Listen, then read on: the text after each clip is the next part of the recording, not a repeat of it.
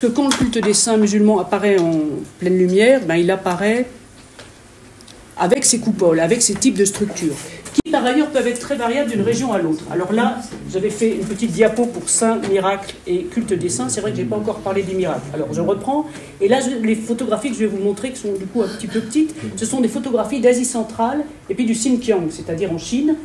Hein, et vous allez voir que ça ne ressemble pas à tout ce que nous allons voir après. Hein. Pas parce que c'est différent, c'est-à-dire ce qu'il y a de fabuleux et fascinant dans le culte des saints, c'est que vous pouvez aller du Maroc à la Chine et vous aurez en gros les mêmes rituels, hein, c'est-à-dire le même type de visiteuse, la même façon de tourner autour du tombeau du saint, des invocations qui se ressemblent, un type de foi dans le saint, enfin de croyance dans le saint qui se ressemble aussi. Alors ces photos qui ont été prises par un collègue spécialiste de l'Asie centrale, Alexandre Papas, vous allez voir sur la photographie d'en haut, il y a des espèces de grands pieux comme ça, avec des plumes, des bouts de chiffon, etc. Et ça c'est typique du Xinjiang, c'est-à-dire l'endroit où il y a ces musulmans chinois qui sont persécutés par la Chine actuelle. Là vous avez au centre un tombeau de saint d'Asie centrale aussi. Là, tombeau dans un cimetière, la troisième, c'est peut-être ce que j'espère que vous voyez un peu, parce que là, ils sont tout à fait, merci beaucoup. Donc, alors, par exemple, c'est assez fascinant ce phénomène des pieux avec les chiffons et ainsi de suite, parce que ça permet de sanctuariser des lieux dans le désert, c'est-à-dire dans des endroits où on ne peut pas construire. Parfois, c'est un signalement, une sorte de repère. Et le culte des saints, dans l'épaisseur historique, si vous voulez nous laisser déployer, sert essentiellement à cela. C'est-à-dire que c'est une façon de marquer l'univers de points lumineux. Vous voyez, dans des sociétés massivement rurales, on va dire comme en Europe aussi, pendant le siècle, massivement rurales, vivant dans une nature difficile, et où le sacré affleure ici et là, d'une façon qui n'est pas magique d'ailleurs, hein, c'est bien qu'il y ait des rituels alors qualifiés de magiques, mais une façon où le mystère, si vous voulez, du monde parle. Au fond, c'est ça qui se manifeste dans le culte des saints.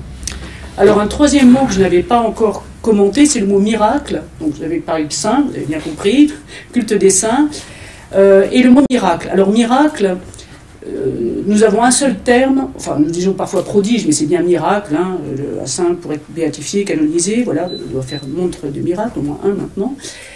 Et alors qu'en islam, d'un point de vue théologique, ou en agéologie musulmane, il y a d'une part les mourjizat, c'est-à-dire des miracles inimitables des prophètes, et puis d'autre part les karamats des saints. Et ces karamats, c'est autre chose, c'est-à-dire que ce sont des grâces qui sont données aux saints, qui passent à travers le saint quelque part, mais c'est Dieu qui fait l'action, même si, bien sûr, les dévots des saints, quand ils vont voir les saints, qui demandent une guérison ou quelque chose, s'adressent aux saints. Hein. Mais il n'y a pas l'idée que le saint fait des miracles. Pourtant, il est acteur, hein, même très acteur. Donc on a ces saints qui peuvent être vivants, qui peuvent être morts, mais dans la réalité, même quand ils sont morts, de toute façon, ils sont toujours vivants. Il y a cette profonde croyance que le saint peut être présent dans sa tombe, mais peut aussi bien en sortir, voyager, apparaître, a une présence active dans le monde et contribue même à diriger le monde d'ailleurs. Alors là, il y avait des diapositives plus festives pour voir par quelle porte d'entrée, moi je suis entré dans le culte des saints, si je puis dire, musulman. Donc j'ai mis l'accent sur l'Égypte. Ce sont des photographies de Séverine Gabri-Kiampon, spécialiste de musique copte au départ, vous avez sa thèse, et ensuite qui a travaillé sur justement qui fait beaucoup d'enregistrements de musique soufie dans ces pèlerinages qui sont nocturnes. Hein. Vous voyez, tout le monde voit que c'est de nuit, il y a des belles illuminations, ça fait un peu foire de Noël à Strasbourg, mais comme je l'ai une fois. Mais c'est tout à fait ça. Donc vous avez à la fois une foire commerciale, donc il y a une très grande foire commerciale justement en Égypte, internationale, on venait même d'Allemagne pour vendre ceci ou cela. Alors aujourd'hui c'est beaucoup plus modeste. Et puis vous avez des fêtes foraines, et selon les heures de la nuit, eh bien, vous avez des femmes et des enfants qui s'y rendent, ou bien uniquement évidemment le public masculin, plus la nuit avance. Et ce fait pendant ces nuits de fête, donc effectivement des emplettes, des rencontres, un côté très festif, des balançoires pour les enfants, ainsi de suite, mais aussi pour les soufis, et même ceux qui ne le sont pas tellement d'ailleurs, des zikrs, c'est-à-dire des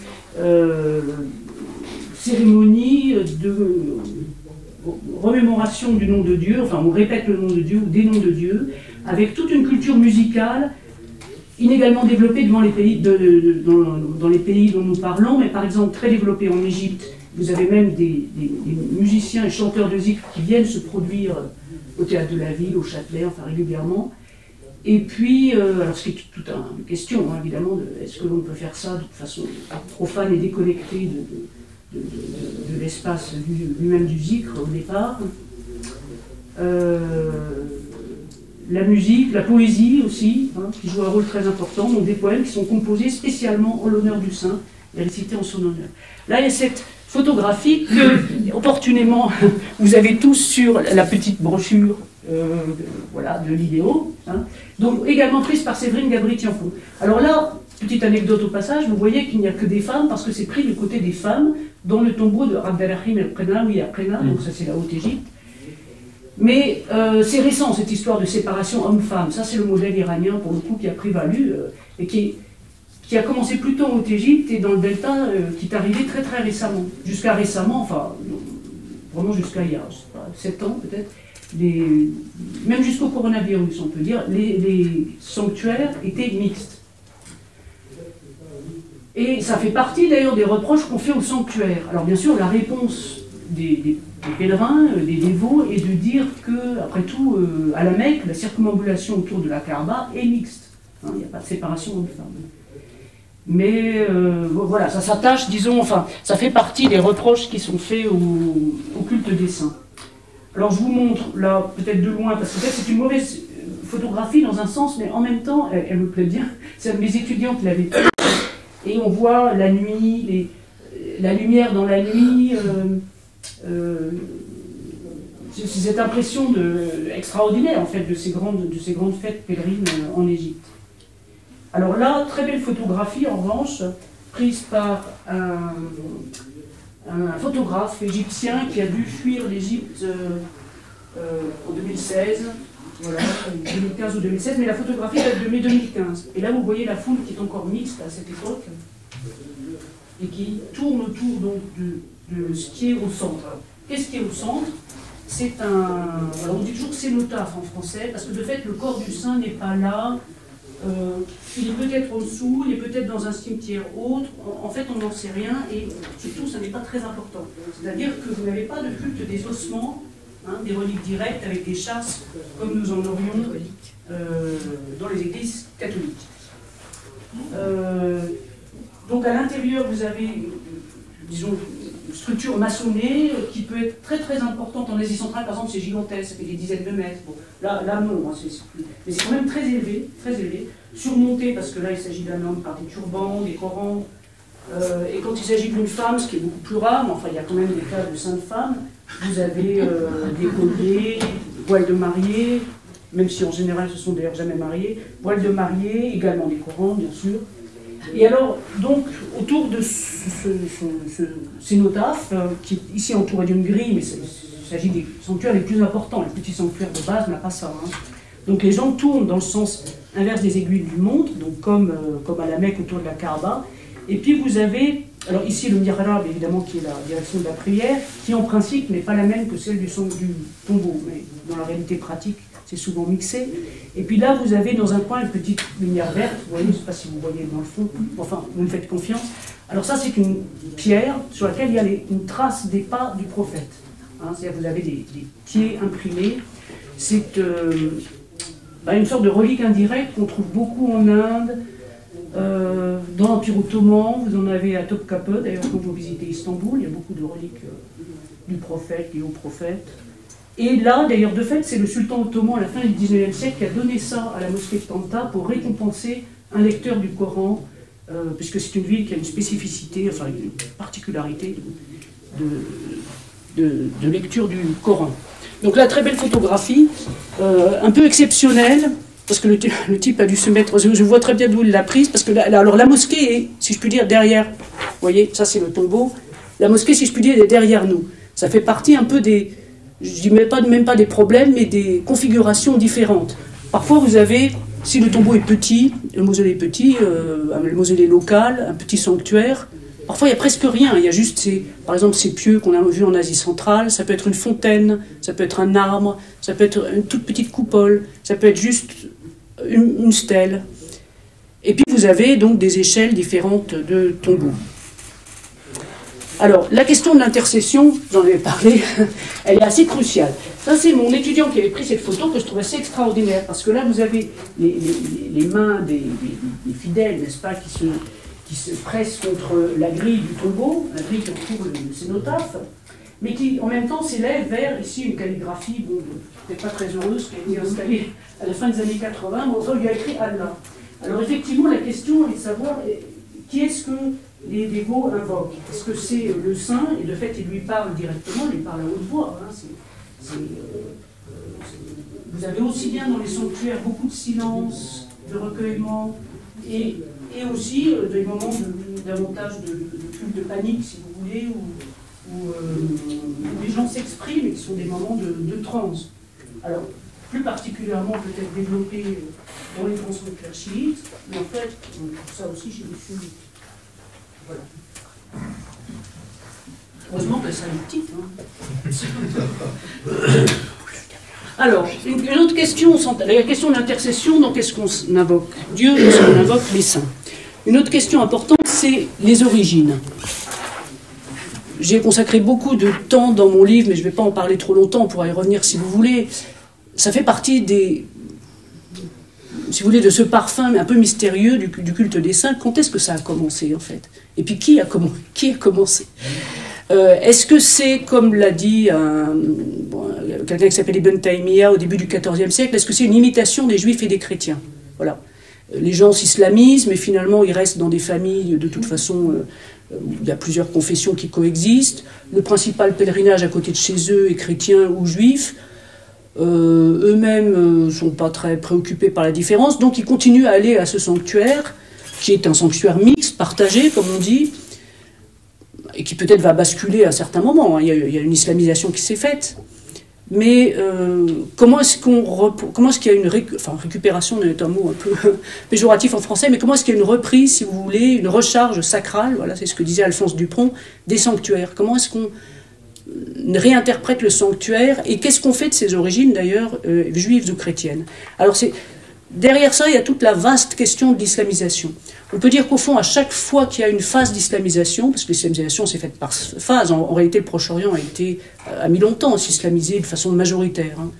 Mais chaque fois que vous avez des phases d'islamisation, donc on pourrait dire ça aussi pour l'Indonésie, pour l'Inde, bien sûr, vous avez des phases d'essor du culte des saints. C'est-à-dire le culte des saints fait partie des réponses aussi bien des anciens non-musulmans qui étaient autre chose, aussi bien que des nouveaux musulmans.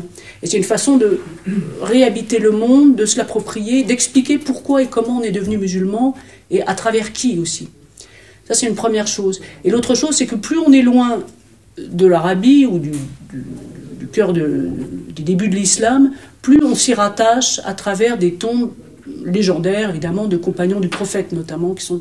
c'est-à-dire, plus vous êtes en Asie centrale, plus vous avez de tombes de compagnons. Alors, c'est la question de l'islamisation. Bien sûr, elle est particulièrement spectaculaire et fascinante, mais ce sont des choses connues aussi, quand vous êtes en Palestine, en Jordanie, en Syrie, dans le Proche-Orient, disons, où le substrat judéo-chrétien est encore très très fort. Ce qui fait que dans toute cette région, surtout Palestine, Liban, les saints sont d'abord des prophètes. C'est-à-dire que les saints musulmans vénérés sont d'abord, avant tout, des prophètes. Donc on dit Nebi Moussa, Nebi quelque chose. C'était le cas dans une moindre mesure en Irak. Alors là il y a deux photographies, toujours en noir et blanc, faites par Manuel Pénicaud, qui vous dit peut-être quelque chose. Il a fait un livre sur... les lieux saints partagés. Les lieux saints partagés. Il y avait une belle exposition à Marseille, qui a voyagé par la suite. Et puis il a fait un livre sur Massignon, je ne me rappelle plus. Catholique musulman. Massignon, oui, catholique musulman. Il y a un titre un peu... Mais, en tout cas, les photographies, c'est un photographe extraordinaire. Alors ça, je dois le dire. Alors, vous avez une première photographie, je décris avant de la faire passer, qui est une grotte des 7 dormants en Jordanie. Mais vous allez regarder cette grotte, effectivement, il faut descendre un peu sous terre, en partie. Mais, à l'intérieur, ce que vous voyez, c'est une ancienne église, en fait. Hein. Et ça, c'est très fréquent de voir ça, également en Cappadoce, par exemple, entre de lieux qui sont partagés entre des musulmans, des Grecs orthodoxes, ou qui étaient partagés.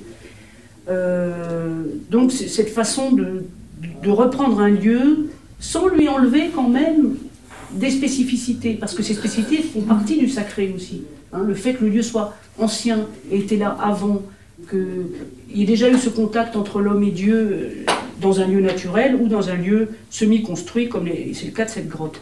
Et puis alors à droite, un lieu beaucoup plus connu, c'est la tombe de Saint Jean-Baptiste, en fait, de sa tête. Alors Saint Jean-Baptiste qui est pour l'islam le prophète Sidi Yahya. Hein. Et alors à Alep, vous avez Zacharie, donc le père de Jean-Baptiste, vous avez absolument la même chose dans la grande mosquée des Omeyyades. Voilà, donc là c'est une...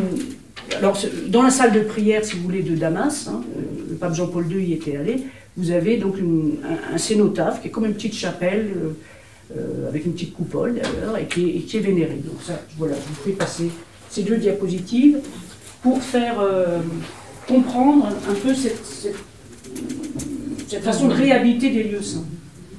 Est-ce qu'il y a des lieux saints partagés? Alors il y en a eu, on a des traces archéologiques, par exemple à Roussafa en Syrie, de sanctuaires où il y avait une entrée pour les musulmans, une entrée pour les chrétiens. De même qu'en Cappadoce, il y avait des églises où d'un côté il y avait un hôtel chrétien, donc pour la messe, et puis de l'autre côté il y avait les directions de la prière musulmane. Donc c'était pensé au simultanéum, si vous voulez, catholique protestant, mais évidemment dans un autre contexte. Voilà. Bien sûr, ce qui rend plus facile de partager les lieux, c'est quand ils ne sont ni mosquées ni églises. Je viens de vous citer des cas différents, mais en fait, dans le cas où vous allez le plus souvent trouver ce partage, c'est quand il y a des arbres sacrés, des sources, enfin. L'église grotte et Saint Jean-Baptiste à Damas.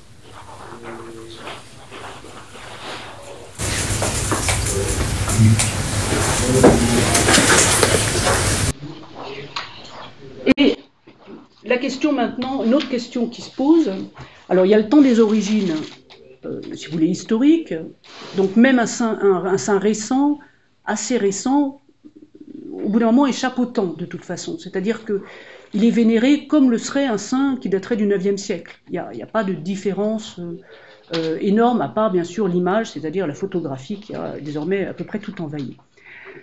Ensuite, ce temps des origines, c'est aussi le temps du culte des morts, c'est-à-dire qu'est-ce qu'on fait là aussi avec les morts? On les enterre donc avec des stèles funéraires musulmanes, ça a commencé très très tôt, et c'est vrai que beaucoup de mausolées, de sanctuaires sont au départ situés dans des cimetières. Hein.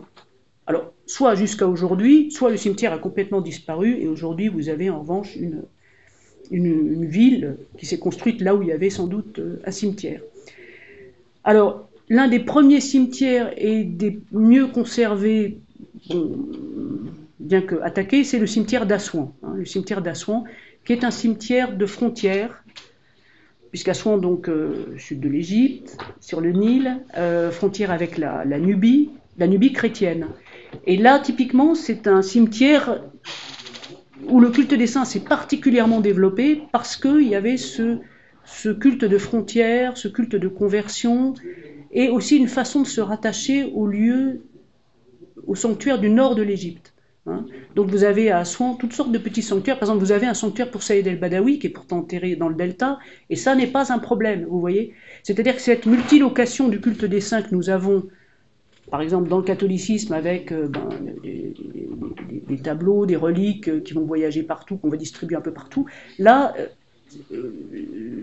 comme le corps du saint n'est pas là dans un certain sens, il y a aussi une multilocation du culte des saints qui rend vivant le saint dans plusieurs ancrages, plusieurs régions.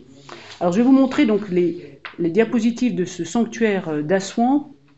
Il y en a une qui date à peu près de 1900, où on voit ce que c'est qu'un cimetière musulman, mais donc des petites stèles modestes, mais quand même une coupole, des édifices un peu plus importants qui sont déjà soit des tombeaux de saints musulmans, soit des tombeaux de familles un peu importantes, de familles de notables, mais ça peut être aussi, enfin c'est pas le cas à Assouan, mais des dynasties, et avec le fil du temps, ces tombes se transforment en tombes de saints. Et puis alors vous avez une structure qui qui reste jusqu'à aujourd'hui, qui date effectivement, qui fait partie des plus anciennes tombes de saints musulmans, dont on ne sait même pas d'ailleurs à qui elle est attribuée. Assouan, qui était très étudié, fouillé par les Allemands notamment. Mais alors ce qui est intéressant, c'est Solaire, c'est qu'il a fait la liste de tous les sanctuaires de saints actuellement vénérés à Assouan, en les repérant avec magie du GPS, n'est-ce pas, donc il a réussi à faire une cartographie qui n'existait pas. Et en essayant de recueillir aussi la légende de ces saints, dont certains sont très récents. À Assouan, vous avez même une sainte qui est morte, je ne sais pas, il y a 20 ans, par exemple. Voilà, ce que vous voyez, en revanche, c'est très ancien. Cette structure, l'école date de, je ne sais pas, début du 9e siècle. Alors voilà, ça c'est 1900, ça c'est une photographie actuelle, mais vous voyez des graffitis aussi sur le tombeau, qui était une pratique très courante et qui est en train d'être complètement éradiquée. Voilà. N'hésitez pas à poser une question en cours de route, hein. Oui. Madame. Oui. Il y a une sorte de canonisation pour ces saints. Comment devient-il qui a 20 ans, comment devient-il saint? Ah oui, bah c'est une question que j'aurais dû d'ailleurs expliquer davantage, c'est une question de base. Alors ça dépend qui devient saint comment. Par exemple, chez les chiites, les imams, les duodécimains, les imams sont ipso facto saints. Le prophète, la chose n'est pas dite comme ça d'ailleurs, mais enfin le prophète est saint. Les descendants du prophète le deviennent, surtout à partir du XIVe siècle. Alors ils ne deviennent pas tous, mais disons ils créent des espèces de collectivités dans lesquelles la sainteté peut émerger plus facilement. Voilà, c'est un petit peu ça. Et après, qui décide? Parce qu'effectivement, en canonisation, il y a un processus dans l'Église catholique qui n'a pas toujours existé non plus. Hein. Non, alors, chez les musulmans, c'est plutôt santo subito, vous voyez, c'est-à-dire que les gens sont saints déjà de leur vivant. Il y a énormément de monde à leurs obsèques, ça c'est un critère très important. Ils ont déjà fait des miracles, en fait, ils sont déjà vénérés. Et là, on le voit, parce qu'aujourd'hui, il y a toujours des saints vivants très actifs, très vénérés, donc des gens qui sont déjà vénérés de leur vivant. En revanche, pour que le culte subsiste, il faut qu'il y ait une structure, une institution. C'est-à-dire là, le charisme se transforme un peu en politique, si vous voulez. Il faut qu'il y ait des financements. Donc, une confrérie soufie, très souvent, même le plus souvent peut-être. Des dynastes, donc un sultan qui décide de sponsoriser tel culte, de lui affecter des fondations pieuses, c'est-à-dire des sources de financement et de ravitaillement. Et ça, et plus le sanctuaire est important, en fait, plus l'essor du culte correspond à des moments où le pouvoir politique injecte, si je puis dire, non seulement de l'argent, mais enfin, je veux dire, de la vénération, demande à ce que soient écrites des hagiographies aussi. Hein, la géographie crée aussi le saint, c'est-à-dire qu'un saint qui n'a pas d'hagiographie, il peut toujours avoir une légende, être connu, mais au bout d'un moment, ça peut s'étioler aussi assez facilement. Alors, ça ne veut pas dire que le culte des saints soit entièrement, si vous voulez, manipulé, pas du tout, parce que c'est vrai que si la vox populi, si je puis dire, n'y adhère pas, au bout d'un moment, ça s'étiole aussi. Et puis il y a des transformations, c'est-à-dire qu'il y a des sanctuaires dont on voit bien que telle personne était vénérée à tel moment, et puis son petit-fils ou arrière-petit-fils va être beaucoup plus vénéré que lui. Donc il y a des mausolées qui sont des mausolées de familles entières. Et plus récemment, par exemple, est-ce que l'ayatollah Khomeini est considéré comme un saint? L'ayatollah Khomeini a son mausolée, oui, qui est fréquenté. Alors c'est un saint, mais alors un saint gagné par le politique, c'est moins qu'on puisse dire. C'est le phénomène des saints et des héros, si vous voulez, hein, parce que c'est aussi une sorte de manière de héros national. Donc vous avez les écoles, les militaires qui vont comme ça faire des pique-niques au mausolée de l'ayatollah Khomeini. Et l'atmosphère, elle est quand même très différente de celle qu'on trouve, par exemple, au sanctuaire où sont enterrés ses parents, qui n'est pas très dans la même région que voilà. Donc là, ce que je vous montre en ce moment, c'est au contraire l'échelon le plus local. Vous voyez, on a vu juste ici, plutôt des grands sanctuaires, chose assez importante. Et là, vous avez donc un cénotaphe avec une petite branche verte, n'est-ce pas? Et puis vous avez à droite un arbre qui est un arbre sacré. Alors l'arbre sacré, c'est au Maroc. Et la petite branche verte, c'est un saint qui est mort à l'âge de 14 ans, en 90, à côté de Luxor. Mais comme vous voyez vous-même, bon, il n'y a pas d'âge à ce sanctuaire, il n'y a pas non plus d'explication. Donc c'est un saint dont les gens savent le nom, et c'est tout. Et ça suffit en réalité. Et à quoi correspond la petite branche verte? Eh bien, le rameau qui est posé sur le mausolée, c'est notable, ça correspond à... finalement, dans l'espoir de la résurrection, hein, on apporte sur les tombes des morts de l'eau et de la verdure, en fait. Hein. Il y a un rameau, éventuellement même des fleurs. Donc les gens font ça pour leur propre mort, et puis ils font ça aussi pour les saints. Alors bien sûr, quand vous êtes dans des mausolées plus importants, il va y avoir des bouquets de fleurs, des dons de toutes sortes. Bon, je passe peut-être sur cette diapositive-là. Justement, comme je vous parlais un peu du culte des imams, alors, est-ce que le chiisme, bon, nous avons dans la salle M. Amir Moezi, mais dans le chiisme, le culte des imams a relayé le culte des saints qui préexistait, hein, de toute façon, parce que, encore une fois, il est très ancien, c'est-à-dire qu'il y a eu par exemple une collègue qui a travaillé sur Balkh. Alors Balkh, c'est aujourd'hui en Afghanistan, mais qui a montré comment le culte des saints musulmans a réinterprété une nécropole et des lieux de culte qui étaient en fait bouddhistes. Hein. C'est très intéressant. Alors dans le cas du culte des imams, qu'est-ce qui se passe? C'est un culte qui a existé très tôt, ça on le sait, au tombeau des imams, même si on n'en a pas de traces archéologiques. Et puis à partir du moment où le chiisme est devenu religion d'État en Iran à partir de 1501, pour faire simple, beaucoup de sanctuaires qui étaient des sanctuaires de saints soufis sont devenus ont été plus ou moins chiitisés, et puis les tombeaux des imams ont pris un développement extraordinaire.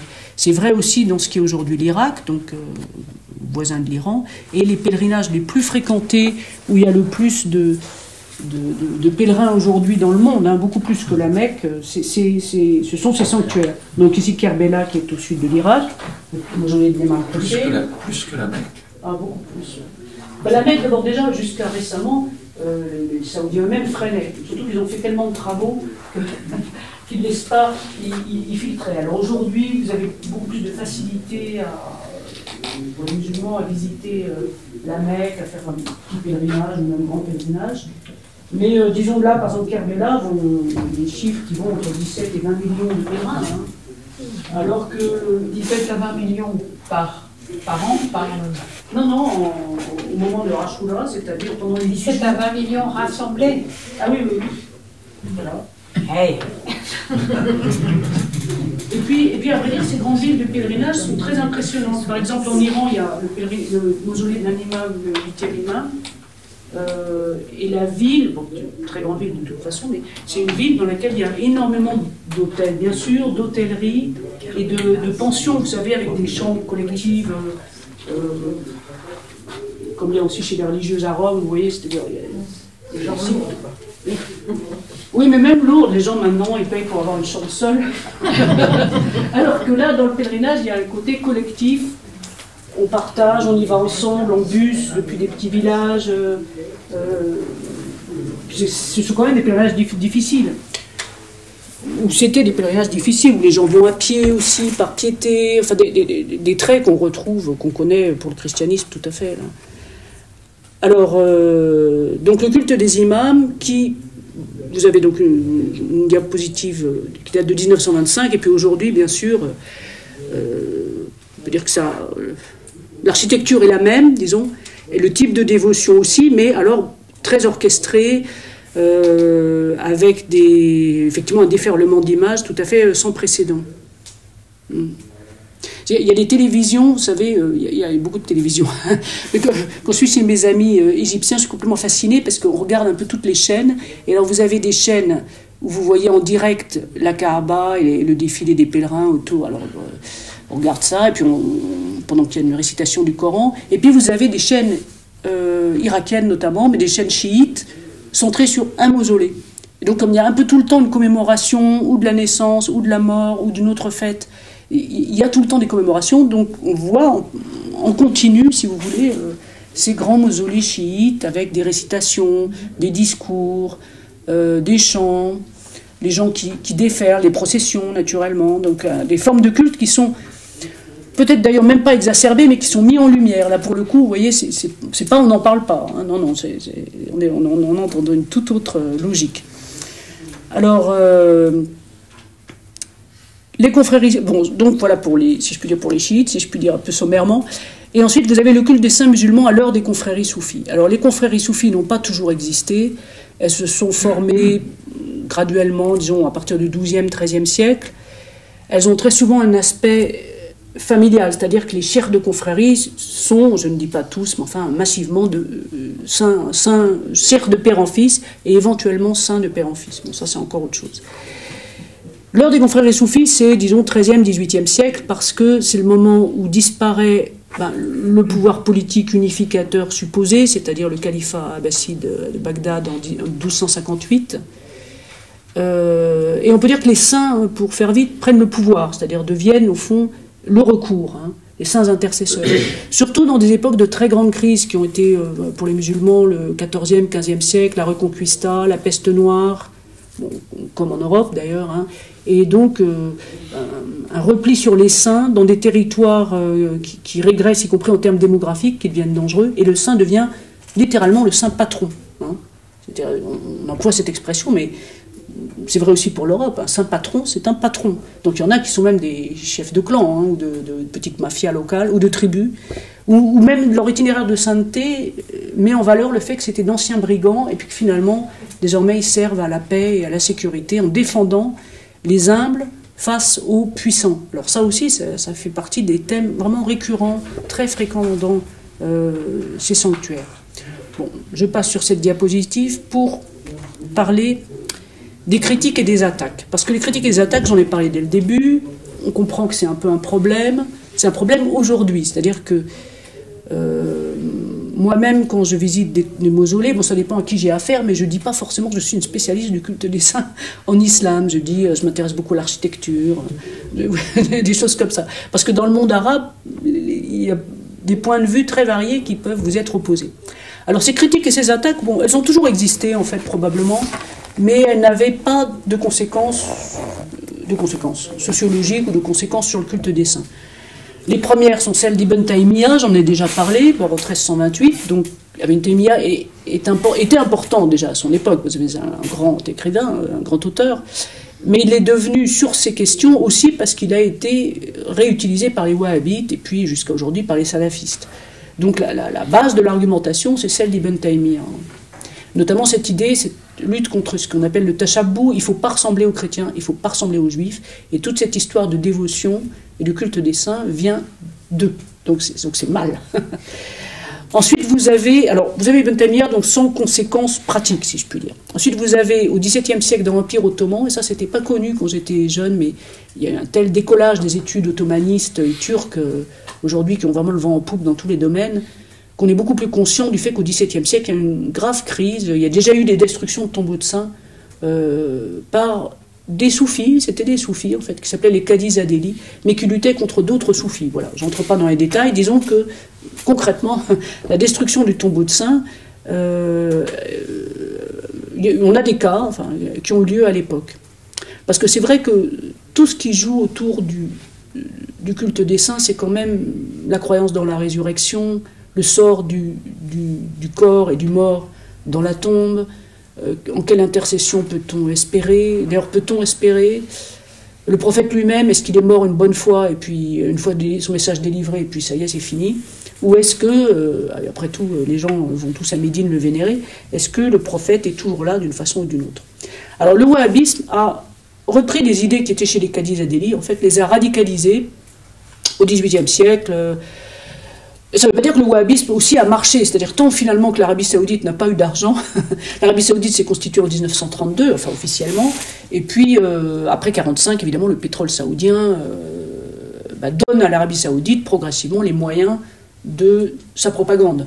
Donc à partir des années 60, Mohammed ibn Abdel Wahhab, donc, qui a fondé le wahhabisme, a fait ses premières actions, ça a été de faire déraciner des arbres sacrés dans une oasis, de brûler, il y a eu des autodafés, donc de livres qui étaient des livres de piété, d'invocation, vous voyez, aux prophètes d'ailleurs, surtout, et puis aussi de faire lapider une femme adultère. Et ça a énormément choqué, parce que finalement, c'est pas parce que ça n'existait pas dans la loi islamique, mais ça n'était pas appliqué, on le faisait pas. Donc en fait, on voit qu'il y a une espèce d'ensemble, vous voyez, dans le wahhabisme. Donc concrètement, ces attaques des wahhabites n'ont pas eu beaucoup d'influence tant que l'Arabie Saoudite ne s'est pas constituée, n'a pas eu les moyens de développer une propagande tout à fait massive. Alors, il y a le réformisme musulman, bon, c'est un terme qu'on utilise nous, les Français, que nous utilisons, bon, disons, fin 19e, début 20e siècle, c'est un mouvement à la fois de sécularisation, sans pour autant avoir une laïcisation, rationalisation aussi, et donc l'idée un peu dominante que tout ça, ce sont des contes de bonnes femmes, vous voyez, d'ailleurs que, effectivement, beaucoup de femmes vont à ce sanctuaire, ce qui les disqualifie tout de suite, c'est des contes de bonnes femmes, le surnaturel, l'irrationnel, on n'a pas besoin de ça. Et puis nous, le monde musulman, pourquoi est-ce que le monde musulman est en retard par rapport à l'Europe? C'est justement parce qu'il y a des phénomènes de ce type. Alors selon les réformistes, vous avez des gens qui, comme les wahhabites finalement, disqualifient en bloc le culte des saints, et puis vous avez des gens qui admettent, par exemple, sont soufis eux-mêmes parfois, mais refusent complètement les pratiques populaires, dites populaires, en fait qui deviennent populaires, c'est-à-dire que cette création d'une dichotomie entre un islam populaire et puis un islam qui, lui, serait le bon islam, peut-être. La définition d'un vrai islam, ça date de cette époque. Alors, je passe sur les nationalismes ambigus et le salafisme d'aujourd'hui, mais qui reprennent ces thèmes, et je vous montre une photographie du cimetière du Baqir à Médine aujourd'hui. Alors, le Baqir, donc, c'est le grand cimetière de Médine, dans lequel il y avait 2 imams chiites, et puis l'imam Malek, donc le fondateur du malékisme, c'est-à-dire le rite juridique des Maghrébins. Alors, au cimetière du Baqir, je me rappelle très bien, j'avais un étudiant, mais il y a très longtemps, quand se débutait, il m'avait dit, oh, le Baqir, maintenant, c'est un grand tas de sable. C'est un grand tas de sable. Alors, c'est un peu vrai. Alors là, sur la photographie, vous allez voir vous allez voir les tombes, c'est des petits monticules, comme ça, il y a juste une pierre, il n'y a rien pour les différencier les uns des autres. Et puis au loin, la même mosquée que vous voyez, avec une coupole verte, c'est la mosquée du prophète. C'est-à-dire que ça, c'est l'anomalie des Saoudiens, et puis déjà au départ des Wahhabites, c'est que finalement, quand même, ils n'ont pas détruit le mausolée du prophète, alors que dans leur logique, il faudrait qu'il soit détruit. Alors concrètement, ils empêchent effectivement les pèlerins d'abord de rester, déjà de s'attarder, puis de manifester une dévotion quelconque, mais en tout cas, le mausolée n'a pas été rasé, du moins pas au XXe siècle. Parce que le bruit court qu'il avait déjà été dans une première incursion du Wahhabite au début du XIXe siècle. Voilà, vous voyez. Et on voit au loin des grues, rien à voir avec le culte des saints, ça c'est l'hôtellerie saoudienne qui s'étend. Parce que maintenant vous avez des Airbnb en Arabie Saoudite, vous avez des Umrah transit, 4 jours, un visa de 4 jours pour vous pouvez faire un petit pèlerinage. Voilà. Alors ce cimetière du Baqir, bon, pour en arriver à là, c'est-à-dire à ce tas de sable, vous voyez la différence avec le cimetière d'Aswan que je vous avais présenté tout à l'heure, il a fallu raser des mausolées très importants. Hein. Et ça va de pair avec... le refus du culte des saints va de pair avec un refus de l'histoire, en fait. C'est une façon de niveler, d'éradiquer la tradition... C'est ça, Baqir. Baqir, voilà, c'est ce cimetière. Et voilà.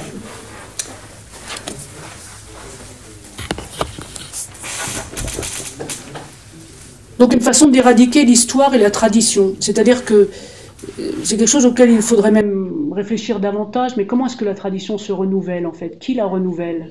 Qui dit ce qu'est aujourd'hui la tradition? C'est-à-dire, est-ce que la fascination pour l'islam des origines, mais l'islam des origines épurée, n'est-ce pas, de toutes les scories que représenterait le culte des saints, est une vision dominante, c'est celle des salafistes, hein, il faut revenir au début.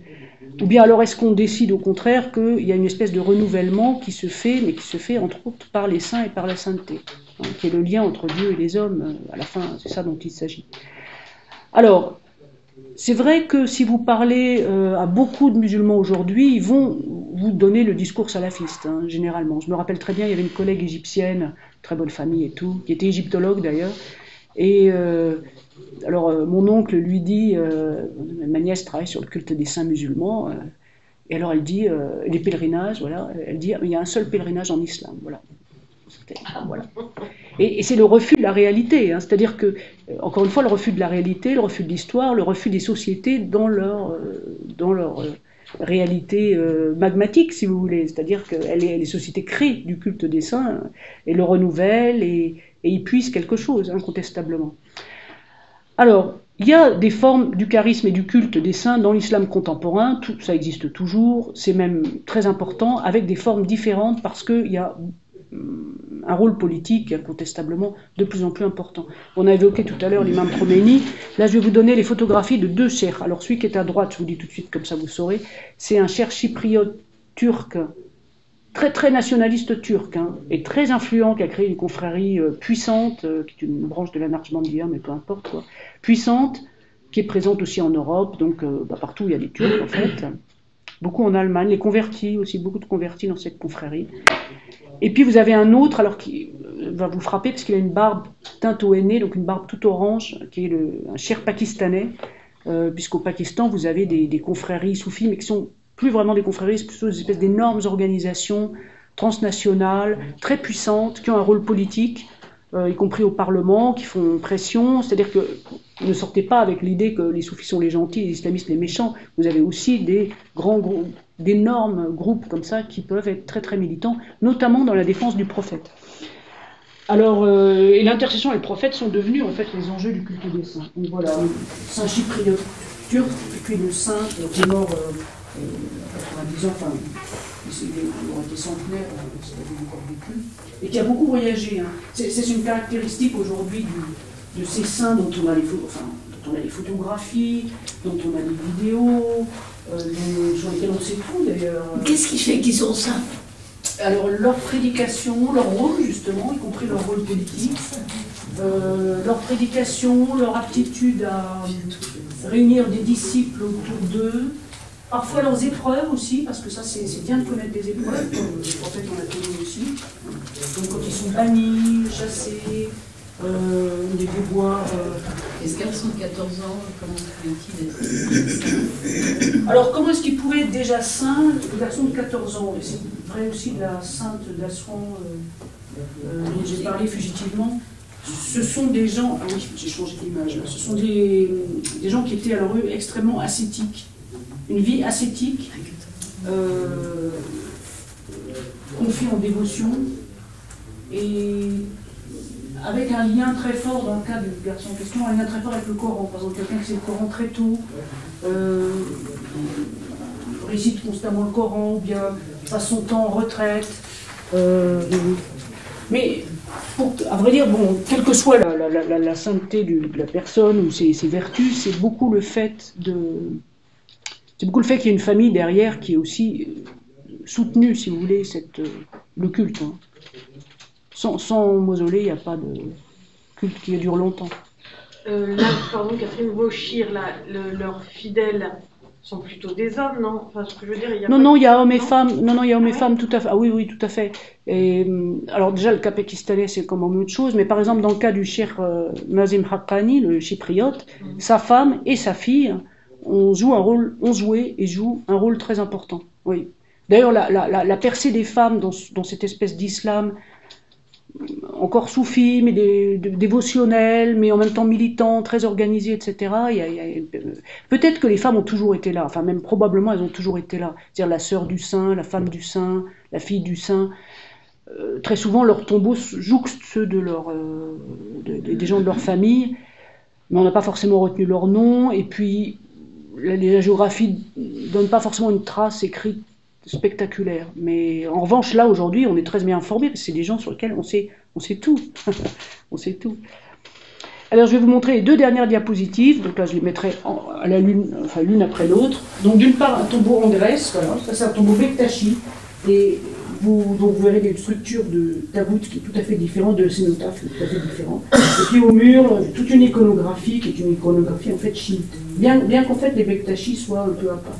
Et la dernière, là, c'est pour finir sur l'Égypte, c'est une jolie petite coupole à Bourgomsan ou Luxor. Alors Bourgomsan, c'est pareil, il est mort en 1980, je pense. Et donc ça, c'est le sanctuaire, mais en fait, l'ancien cimetière. Et on voit que ce cimetière est petit à petit envahi par les constructions. On parlait avec je ne sais plus qui de la démographie égyptienne, alors effectivement, voilà. Et ça, c'est un sanctuaire en Grèce. Vous voyez le turban ici, ça, c'est la tête, c'est le turban du saint. Et vous avez donc aussi bien ce type de sanctuaire très calme, se prêtant à une piété individuelle, au recueillement. Et puis vous avez aussi donc, la fête foraine, un peu, je ne sais pas quand j'avais commencé, mais voilà. Donc en Grèce, en Albanie aussi, vous avez tout à fait les mêmes structures. Saint Bektashi. Voilà, voilà, et l'Égypte.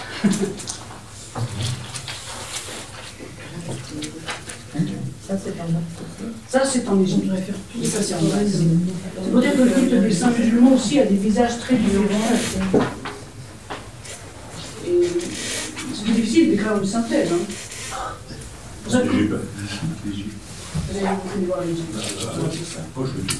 C'est à côté de Luxor. Quand vous êtes à Luxor, vous traversez. Alors maintenant, il y a un pont, parfois il y a un bac. Vous traversez, et sur la rive ouest, vous avez un cimetière où il y a beaucoup de tombeaux de saints, en fait, et de saints récents. Oui, oui, oui, tout à fait. Ça, Et à Assouan, ça. vous avez les... À Assouan, c'est derrière le hall de cataracte, vous voyez. Où François Mitterrand passait ses dernières vacances. Un homme qui savait vivre. Voilà. Derrière le hall de cataracte, vous traversez la route. Après, il y a un mur qui longe autour le cimetière, et vous avez ce cimetière qui est quand même, voilà, le plus vieux cimetière, enfin, oui, un des plus vieux cimetières conservés du monde musulman. Voilà la Grèce, voilà Luxor. La Grèce, Luxor. Et la Grèce, c'est où en Grèce? La Grèce, Luxor. Alors, ce n'est pas moi qui ai fait cette... je me demande même si c'est pas en Crète, d'ailleurs, en fait. Ça peut être en Thrace. Ah oui. Musulmane de la Grèce. Oui, mais il y avait, en fait, pas mal de musulmans en Grèce. C'est-à-dire que ça fait... C'est moins confusé, ouais, Oui. c'est turc. Oui, oui, mais il y a des régions entières qui sont restées chrétiennes, même sous domination ottomane, enfin. Non, la diapositive a été faite aussi par Manuel Pénicaud, c'est-à-dire que quand il a fait cette exposition sur les lieux saints partagés, il est allé, alors il avait trouvé ça dans la littérature secondaire, on lui a signalé, il est allé dans des lieux différents pour... parce que ces tombeaux Bektashi, par exemple, et Bektashi c'est encore un peu à part, hein, c'est une confrérie au départ, avec des pratiques décrites comme syncrétiques. Alors, en tout cas, en principe, laissant des rites très différents. Bon, un islam beaucoup plus libéral, voilà, on va dire ça, que l'islam sunnite bontain. Ben, voilà, en fait, j'ai fini.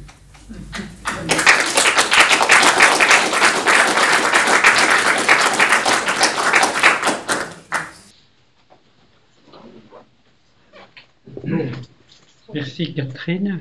Le travail de Guillaume pour refaire avec les pièces quelque chose suppose Indication, je vais y arriver. oui, que, voilà. De toute façon, tu sais maintenant à quel saint t'adresser. Il y en a forcément un qui couvre ça. Hein. Il y en a donc de quelques questions ou pas? Ben oui. Je peux poser la prochaine ou pas? Mais oui, bien sûr. Si on est dans une ville où il y a plusieurs tombeaux de saints et que donc on a le choix, comment on choisit celui auquel on va s'attacher et faire ses prières? Est-ce qu'ils sont thématisés ou pas du tout? Alors, d'abord, il y a le saint de votre quartier. Par exemple, pour une femme, comme vous ne sortez pas énormément de votre quartier, enfin traditionnellement, je veux dire, hein, c'est ça votre saint. Après, il y a une hiérarchie, c'est-à-dire qu'effectivement, il y a le grand saint, celui qui est connu, et puis il y a des petits saints par quartier ou qui représentent une histoire. Alors, la thématisation, et ça c'est parce que parfois il y a des circuits inversement. Des circuits, c'est-à-dire que par exemple au Caire, il y avait un article il y a 50 ans déjà très connu, le lundi on va voir plutôt tel saint, le mardi tel saint, le mercredi tel saint, et de fait ils n'ont pas les mêmes propriétés. Donc si vous, je sais pas, votre enfant est malade, c'est là, vous avez une rage dedans, c'est là, des problèmes conjugaux, c'est là, etc. Avec on peut dire, disons, la modernité, enfin, ce sont des spécificités qui s'émoussent quand même, hein, parce que les gens n'ont pas forcément la compétence ou la connaissance pour savoir qui fait quoi. Mais normalement, les choix, c'est en fonction du jour de la semaine, du quartier où vous êtes, du degré auquel vous voulez, si je puis dire, vous adresser. Par exemple, bon, j'ai beaucoup montré Saïd el-Badawi, parce que bien sûr j'ai fait ma thèse sur le saint, et puis j'ai fait encore un autre livre par la suite sur le pèlerinage lui-même. Saïd el-Badawi, bon, les gens ils vont beaucoup pour la prière du vendredi. C'est-à-dire que faire la prière du vendredi dans un mausolée de cette ampleur, avec cette ferveur, cette beauté d'ailleurs, hein, parce qu'il faut quand même voir, ce sont des endroits qui sont magnifiques la plupart du temps, ajoute à la prière, c'est pas juste une prière. Donc il y a un côté beaucoup plus collectif que faire vite fait une petite prière du vendredi dans une mosquée sans âme et sans intérêt particulier. Donc il y a des gens qui vont venir par exemple de loin pour aller spécifiquement à la prière du vendredi là. Voilà. Donc ça aussi c'est un critère de choix, selon ce que vous faites. Et quid des quelques millions de musulmans en Europe? Comment, enfin, beaucoup, près de 2 millions, comment font-ils? Parce qu'il y a peu de mausolées de saints dans la région parisienne. Non, le premier saint musulman enterré en France, c'est un saint africain qui est à Montluçon, où il était en résidence surveillée, il est mort là, et de fait sa tombe a été retrouvée par Ahmadou Mpateba, vous avez peut-être voilà, a été retrouvée, donc il y a une stèle, il y a des gens qui vont... Qui viennent pèleriner. Oui, tout à fait, tout à fait. Alors, comment ils font? Mais sinon, en fait, là, on ouvre le pan gigantesque que nous avons du mal à évaluer, en fait, pour n'importe quelle religion. Des religions devenues, bon, qui ont toujours été universelles ou à prétention universelle, mais qui deviennent transnationales, dans le sens où, en fait, vous avez des cheikhs, par exemple, ce Haqqani, il passait son temps, je ne sais pas moi, à Bruxelles, Amsterdam, Chypre, effectivement, un peu la Turquie. Donc, ce sont des gens qui voyagent, visitent leurs disciples, des personnages qui peuvent être considérés comme des saints vivants ou des cheikhs. Et puis après, vous avez la distance qui est censée être gommée par des procédures en ligne. Hein. Donc, on peut visiter des mausolées, on peut même... il y a des gens qui se réunissent sur le téléphone portable pour faire le zikr avec le cheikh en direct. Alors évidemment là on change, mais comme nous changeons tous peut-être, on change d'humanité même, de relation, parce qu'en principe au départ la relation est une relation personnelle, concrète et physique de fait. Le lieu compte beaucoup. C'est-à-dire que justement comme il n'y a pas de corps et de reliques, ben, le lieu est le visage du saint, vous voyez ce que je veux dire. On le représente comme ça. Ça ne veut pas dire qu'il n'y ait pas une multilocation, comme je l'ai expliqué, don d'ubiquité, des images, alors surtout dans le chiisme, mais aujourd'hui des photographies surtout. C'est-à-dire que... Et alors le problème, c'est que ça contamine tout. C'est-à-dire que par exemple, si vous tapez le nom d'un, je dis même pas d'un saint d'ailleurs, mais d'un auteur du XIIe siècle, vous tapez son nom pour je sais pas, trouver des renseignements, Wikipédia ou autre chose, et bien vous avez sa photo. Parce que le saint du XIIe siècle, les gens se le représentent. Soit ils vont chercher, ils vont en fait faire une image à peu près orientaliste, soit en fait quelqu'un a une vision, Aboul Hassan el-Chazili, par exemple le grand saint fondateur d'une des plus grandes confréries du monde musulman, on a son image, parce qu'il y a quelqu'un, on a rêvé, il a dit, il était comme ça, hein. Ils se ressemblent un peu tous, ça va dire. Jean-Pierre. Juste pour vous remercier, parce que je comprends mieux maintenant, 2 endroits où j'ai été, à Oman, en Calibali, et qui sont des tombeaux de saints, des tombeaux de Job, entre guillemets, dans la région de Salalah, et pas très loin d'ailleurs, aussi un tombeau de singe qui correspond exactement à l'une des photos que vous avez vues et qui est au milieu d'un cimetière. En ibadisme, il y a aussi oui, tout à fait. le même culte. Le même culte avec, dans le cas de l'ibadisme, je crois, parce que je ne suis pas du tout spécialiste de l'ibadisme, une grande importance donnée à la science, en fait. C'est-à-dire que ces saints sont des savants. Alors peut-être pas Job, hein, mais ces saints sont des savants, les saints ibadites. Et puis, il y a beaucoup de choses fascinantes dans l'ibadisme. Hein. Dans les oasis du Mzab, oui, la proximité avec, de fait, les formes de culte des juifs du Mzab, en fait. Ouais. Mais merci. Oui, j'ai vu la prière d'insérer de votre livre, c'est peut-être la 4e de couverture, enfin, et à la fin, c'est un site sur les livres, hein, voilà, une fiche. Et à la fin, j'ai lu que, enfin, ce qui était marqué, c'est que le culte des saints, au culte des saints, tendait à se transformer en culte des martyrs. Il y avait une phrase comme ça à peu près, on passait du saint au martyr. est-ce que vous avez parlé de ça dans votre livre? Est-ce que c'est quelque chose de conséquent? Est-ce que les djihadistes ont des saints? Enfin voilà. Bon. Alors ce sont des saints qui ne font pas de miracle dans ce cas-là. Hein. Mais alors j'ai moi-même travaillé là-dessus il y a 25 ans. J'avais fait un volume collectif qui s'appelait Saints et héros. Et puis, parce que je voulais un titre court, on n'avait pas mis Saints, héros et martyrs. Mais il y avait déjà tout à fait les martyrs, bien sûr. Alors les martyrs, ils ont plusieurs visages, si vous voulez. C'est-à-dire que, par exemple, les imams, pour les chiites, sont des martyrs. Il y a les descendants des imams, les imams zadés, qui sont en Iran les saints iraniens, si vous voulez. Beaucoup aussi sont censés être martyrs. Il y a toujours eu cette idée du martyr, mais d'un martyr, si vous voulez, qu'on déplore, qu'on commémore, dont on se souvient, auquel on s'associe, aux souffrances duquel on s'associe. Ça ne veut pas dire qu'on va l'imiter, forcément. C'est-à-dire qu'il y a cette question de savoir si le saint, et c'est pour ça que ce sont des saints d'ailleurs en un sens, est-ce que le saint est imitable ou exemplaire ou au contraire à part? C'est-à-dire toujours cette question de la sainteté. Est-ce que c'est quelqu'un qu'on va imiter ou c'est quelqu'un qui, à la fin, quand même diffère de nous? Donc vous voyez, ces martyrs, disons, sur la longue durée de l'islam, n'étaient pas nécessairement des modèles. Pour le sunnisme, les martyrs, ce sont les Shuhada, donc c'est très, très fréquent, ce sont les combattants des conquêtes de l'islam.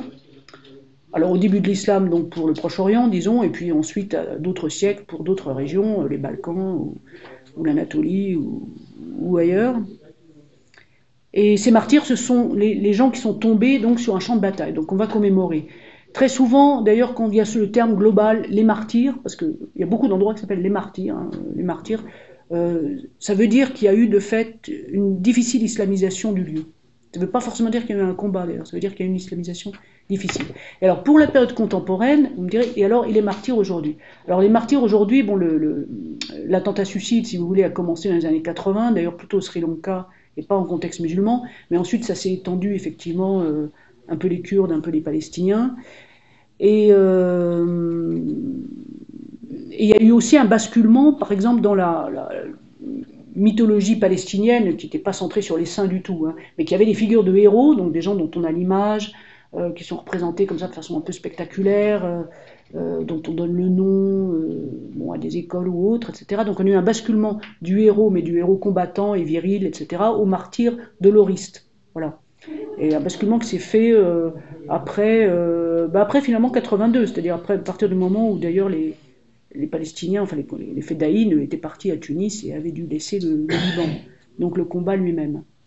Et alors les djihadistes bien sûr puisent, c'était le cas d'Oussama Ben Laden, puisent dans un imaginaire, y compris visuel, extrêmement fort. C'est-à-dire Oussama Ben Laden, il se faisait photographier devant une grotte, habillé plus ou moins comme le prophète, il avait une belle barbe, il était beau et charismatique. Bon. Est-ce que pour autant c'est un saint? C'est-à-dire que c'est pas. Est-ce qu'il y a des gens qui le considèrent comme saint? D'ailleurs, c'est plutôt ça. Est-ce qu'il y a des gens qui vont lui demander quelque chose? En fait, non.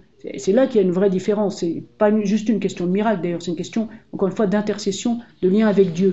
Ce qu'on admire chez Ben Laden, chez Saddam Hussein aussi, hein, qui est très, très représenté, dont on a l'image partout en Jordanie, chez les Palestiniens, donc qui reste un peu une sorte de héros. Ce ne sont pas des gens à qui on demande une intercession ou un rapport proche de Dieu. C'est des gens à qui on demande un courage pour affronter la vie telle qu'elle est. C'est plutôt ça. Voilà. Donc, est-ce que le culte des saints se transforme en culte des martyrs? Je n'irai pas jusque-là, mais c'est vrai qu'au XXe siècle, et alors fortiori au XXIe siècle, les héros et les martyrs manifestent une sorte de politisation du culte des saints et de sécularisation aussi. Oui. Et on sort du monde, je ne dis pas enchanté des saints, mais un petit peu, si vous voulez, de ce monde. Par exemple, les hagiographies écrites aujourd'hui en Turquie vont gommer complètement les miracles, alors que les gens racontent des miracles, mais on ne va pas les mettre par écrit. Voilà. Et en Égypte, c'est un peu moins vrai, mais c'est un petit peu le cas aussi. Oui, un petit peu le cas.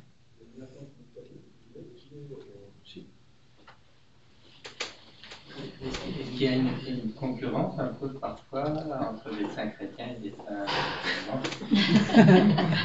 Concurrence. Enfin, moi, à la région d'Assouan, parce qu'il y a tous les ermites qui ont vécu à côté d'Assouan. C'est une concurrence inégale. Alors, les saints chrétiens, il y en a beaucoup. Les saints de toute religion, il y en a beaucoup, il y en a eu beaucoup. Alors, il y a plusieurs cas. Bon, on va prendre le cas de l'Égypte pour commencer. On peut dater des périodes d'islamisation quand on voit arriver le saint musulman, effectivement. Par exemple, il y a un village, mais c'est très rare d'arriver à trouver la continuité ou le moment où s'est fait le basculement.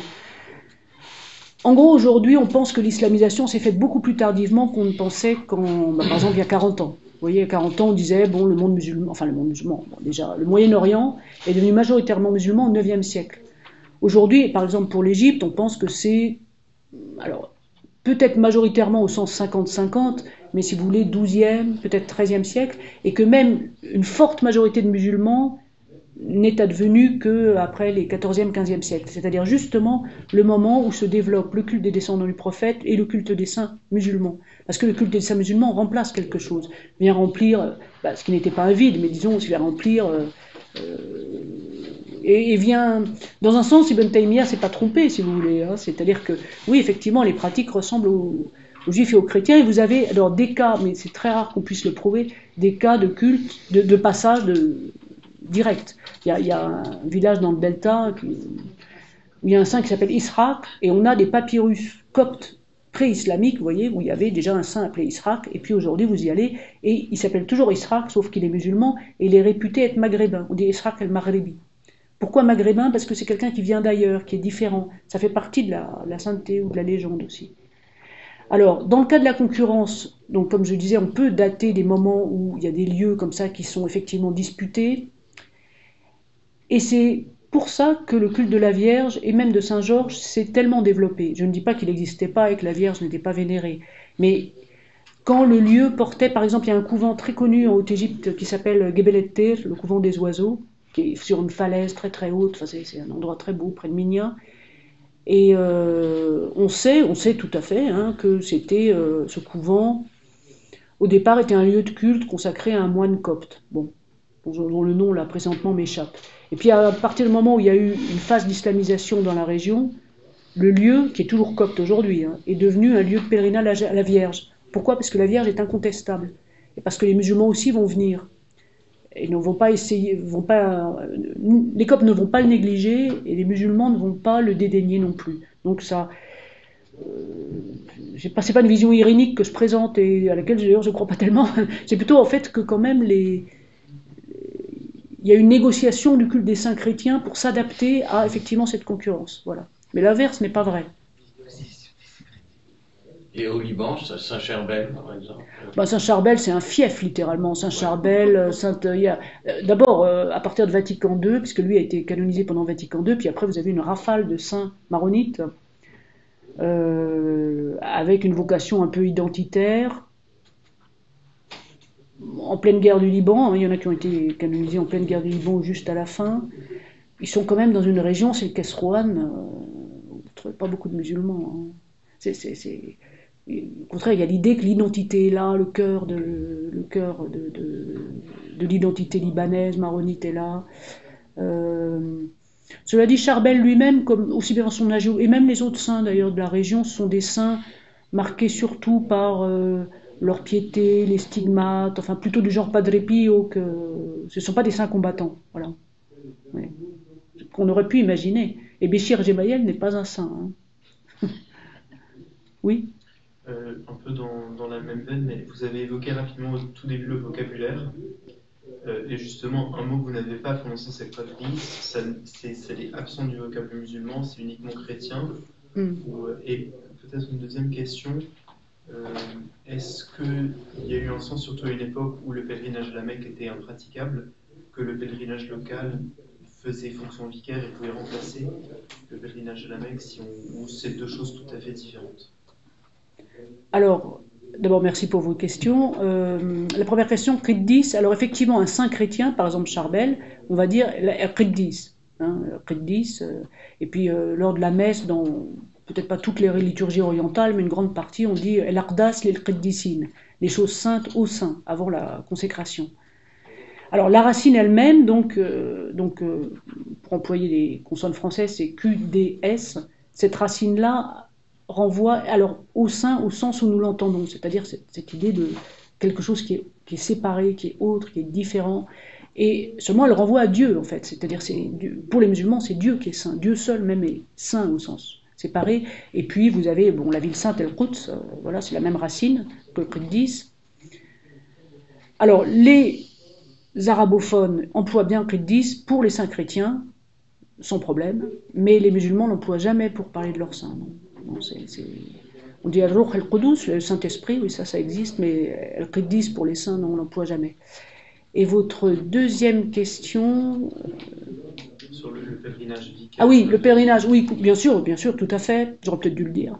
Le pèlerinage à la Mecque, jusqu'à une date très récente, personne n'y allait. Hein. Il faut quand même se convaincre que, je veux dire, au début du XXe siècle, il y avait 20 000 personnes par an, vous voyez, 20 000 personnes au grand pèlerinage, disons. Et encore, pas toutes les années, parce qu'il y a eu beaucoup de troubles, des caravanes entières étaient massacrées, les bédouins, la soif, les gens qui se perdaient dans le désert, c'était dangereux, difficile et lointain. Donc effectivement, les pèlerinages locaux, mais qui ne sont pas toujours si locaux, c'est-à-dire que pour aller à un grand mausolée, c'est-à-dire un pèlerinage déjà régional, si vous êtes, je ne sais pas, en Iran, vous allez à Mashhad, vous allez même à Rome, bon, il faut se déplacer, c'est coûteux, c'est difficile, c'est pénible, il faut camper sur place. Donc ces pèlerinages où ils tiennent lieu, il y a très souvent des légendes ou même des proverbes où on dit que 7 pèlerinages à tel sanctuaire équivaut à un pèlerinage à la Mecque. Voilà. Récemment, là j'ai lu, il y a un soufi très connu du fin 17e, début 18e siècle, qui est de Damas, Abdelghani el-Nabulsi, qui dit explicitement, il commence son livre, et donc il fait un voyage de Damas à Jérusalem, et il commence son livre porte uniquement sur ses visites aux lieux saints, donc il fait des véritables listes, puis de temps en temps il rencontre des gens, des collègues, il déclame un peu de poésie, etc. Enfin, c'est très joli texte d'ailleurs. Et sur sa route, il commence par une comparaison entre les lieux saints de Jérusalem et les lieux saints de la Mecque et Médine, pour dire qu'au fond c'est pareil. Mais parce que dans la vision mystique, de toute façon, à vrai dire, où que vous vous tourniez est la face de Dieu, hein, et toute la terre est oratoire. Alors pourquoi est-ce qu'on devrait aller spécialement là ou là, puisque Dieu est proche. C'est-à-dire la Mecque, c'est plus... voilà. Bien, nous allons peut-être sur ces fortes paroles remercier Catherine Meyer-Jaouel de nous avoir consacré ce temps et d'avoir surmonté les pièges de la technique en